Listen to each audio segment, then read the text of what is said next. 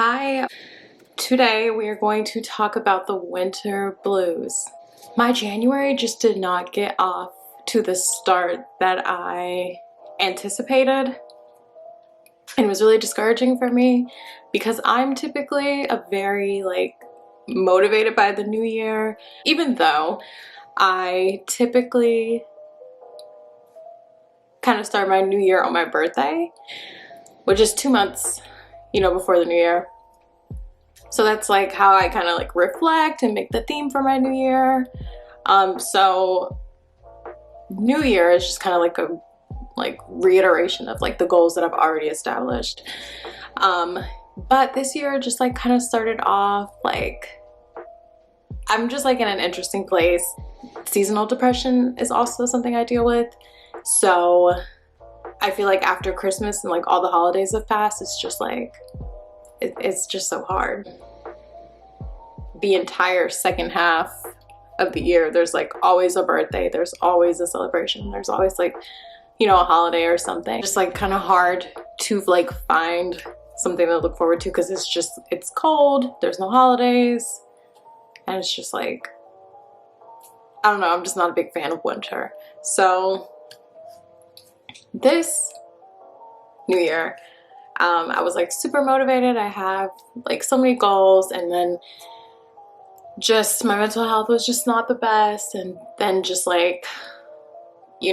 trying to really focus on what's next. I'm kind of in a period of a lot of unknowns, which can be exciting depending on your mindset and how you look at it. So just doing a lot of reframing. I have rededicated myself to my goals, and it is never too late. Even though it's the end of January, it's never too late. But I did want to talk about winter blues, comparison, depression, and anxiety. 5 tips to kind of dealing with the winter blues, dealing with comparison, anxiety, and depression. And I also have bonus tip for dealing with some of these things. It can be really hard, and you really kind of just have to start making conscious decisions to work through it, which is the phase that I'm in now, which is honestly me showing up and doing this right now. Let's get into these tips to help you get through the winter blues. And honestly, these are tips that'll probably help you throughout the entire year, but more specifically through these winter blues. Number 1, be in your season. So this is something that I'm still learning. I feel like I'm gonna always be learning this, but figuratively and literally be in your season. Your season serves its purpose, and it's very easy, to focus on what's ahead, which I'm the type of person, I'm very oh my gosh, I'm just so excited because this is coming up, and we, this is happening. And then I'm also the type of person that's oh my gosh, I missed when I lived here, I missed when I did this, I missed when I had this opportunity. Instead of just being focused on, hey, this is where I am right now.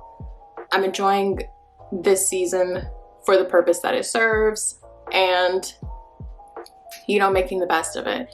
And then that can even tie into winter. All of the seasons serve their purpose, and they all have their rhyme or reason for us going through them. Winter for me is usually a period of resetting, of kind of putting my head down and doing some of that work that I don't necessarily do in the summer and the spring when I'm outside and just getting my energy from just being in nature and traveling and doing that type of thing. Winter is more so a time to self-reflect, do some self-care, just do a lot of that work. So even though it's hard, be in your season, know that there's purpose in your season, and even if that doesn't work, just kind of, because we all have periods of our life where it's just what is the point of this? What is this for? But know that where you are today is preparing you for where you will be in the future. Number 2, you only know what people tell you. So this kind of has to do with being in your season, and I feel it'd be really easy you know, to see other people doing things that you want, you know, having things that you want. And my therapist, actually, wow, that's funny. So I was going to share, I remember, you know, talking about comparison with my therapist to see, you know, what other people are doing. And you compare it to what, you know, what you're doing. And it's like, oh my gosh, like I'm so behind, I'm not doing enough. And I think a lot of times we compare what other people show us, what they show you, and you're like, oh my gosh, like, you know, I don't have that. I'm not good enough because I don't have that, or I'm not doing enough because I don't have that. And that is something that I struggled with, especially when it's things that you want. You see it and you're happy for those people, but you also want it for yourself. And my therapist, she actually gave me a great kind of like tool to use. It's like school. We all kind of have like, you know, the different routes that we take in like different classes. And like, you know, just because this person is in this class and you're in this class doesn't mean like it's not, there's no comparison. You're just taking different journeys. And so I just kind of look at it now as like, okay, like this person's taking this class and I'm, you know, I'm not taking that class. Yeah, I'm taking this class. So it's not that I'm missing out on something, it's that I'm doing something differently. You only know what people show you. So you're comparing yourself to, you know, the latest and greatest of what other people have going on in their lives, and that's not fair to do. You are where you are for a reason. And it's not that, you know, someone's better than you or they, you know, you're not deserving. It's just that you're taking a different class, and that's okay. You know, you'll get the chance to take that class. Number 3, give yourself time limits, then move on. So this is something that I'm completely working on, especially when it's something not small, but also something that like I have no control over. I tend to say, okay, I'm going to give myself the day and then I'm going to start moving on, because I tend to get in these periods of where I'm just like, I'm sad and I'm going to be sad for as long as I can possibly be sad. I kind of have to, for me, I have to put those limits on myself and then kind of rededicate myself to like, okay, I'm getting back up and I'm making the decision to, you know, stick to my daily routine, have my smoothie, take my vitamins, you know, do what I need to do to kind of get through the day. So I think acknowledging and then, you know, processing and moving on, because especially when it's something that you have no control over, you kind of have to just make the decision to, you know, process and move through it, or else you'll be stuck. And I've had plenty of times in my life where I've just been stuck with something and I knew there was nothing I could do about it besides move on, but I just, you know, I let my emotions run the show, and it just caused more harm for me in the end. Number 4, positive reframes. Perfect example. Monday, my husband and I we carpool, so we were going to work together, and it was so cold. It was freezing. I was like, oh my gosh, I hate the winter. Like I like, who would like this? It's so cold. It's like depressing. I just want to go to sleep. And he told me, he's like, you know, winter's not all bad. You know, just kind of was pointing out the great things about winter, and he was like, you know, cozy sweaters and cuddling and hearty soups and meals, and I was thinking, I'm like, yeah, I guess like winter is really cozy, and kind of was just like reframing how I felt about winter, and it helped me like really get through the day. And he was like, you know, you really just have to work on those reframes. So that's something that I've been doing as well. So I kind of talked about this in the beginning of the video, but just, you know, this is a season. Like, it's a season of our lives, and every season you're not going to be like super thrilled and like rushing to get to. You know, I'm never rushing to get to winter, but I've been learning that it does serve its purpose. So even if I don't look forward to it, understanding that it serves its purpose and kind of like reframing. I don't have to be depressed all winter.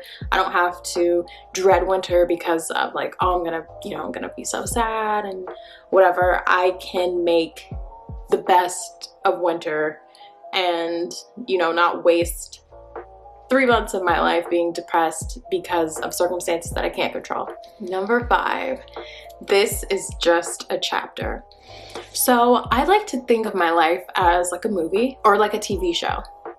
And I typically, you know, I'm like, okay, like, like this season's crazy. Like, I know we've all seen the meme about like the writers who are like writing the season of your life, but I have kind of taken this new mindset of like, I am the you know, producer of my life. So I, you know, get to decide. Yeah, I don't get to decide what happens to me, but I do get to decide how I react to, you know, what happens to me and how my attitude throughout the season. And in order to get the things that you know, are manifesting, you have to be vibrationally aligned with them. And so I've been working on kind of aligning myself and my attitude with the things that I want and, you know, the goals that I have, the things that I desire. And that also means being grateful for where I am right now and realizing that where I am is not an accident. And in order to get those things that I want, I have to show gratitude today and like for where I am and who I am, the space that I occupy right now. So even though I know like where I am is not the end goal and it's not where I ultimately desire to be, I'm grateful to be where I am now. And I understand that I can be happy right now. I don't have to wait on a new car, a new home, a new city, a new, you know, whatever. You don't have to wait on any, you don't have to wait on a partner, any of those things, degrees to be happy. You can choose to be happy today. And as long as you have the mindset that, you know, this is just where I am right now, and set your sights on where you plan to be. So just acknowledging that you don't have to be exactly where you want to be happy. You can be happy today. It doesn't have to do with the circumstances around you. And gratitude is a choice. I told you in my last video, my mantra this year is to be obsessively grateful. And then number 6, my bonus tip is that you need self-care that grounds you and self-care that energizes you. So this is something new that I've been talking about with my therapist. And she's really like kind of instructed me to really do some emphasis on self-care and like relaxation. Like I need as much of it as I can get. So you know, she kind of reiterated, you need something that energizes you and something that grounds you. So I've been doing journaling, gratitude journal, which is something that helps with kind of centering me, and brings me, it makes me feel good. So I don't want to really say it energizes me, but it kind of does energize me.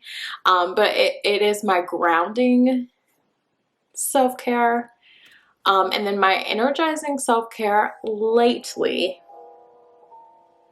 has been like my to-do list and like doing things that I dread. So like anything that I don't want to do, doing that first, it makes me feel good and it makes me feel motivated, like I can get anything done. And then another thing that I've been doing is honestly just focusing on the present day.